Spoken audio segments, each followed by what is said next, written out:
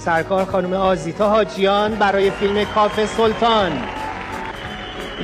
خانم آزیتا حاجیان هم سر فیلم برداری هستند. آقای شریفی نیا سیمرغ بلوری ایشون رو دریافت میکنن. آقای پزشکیان هم که تشریف بیارن باز ما صحبت اونو باید بکنیم.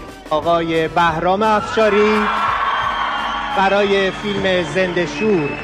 آقای کاظم دانشی کارگردان فیلم جایزه آقای بهرام افشاری رو دریافت میکنن. چی فکر میکردیم چی شد؟ خوب شد.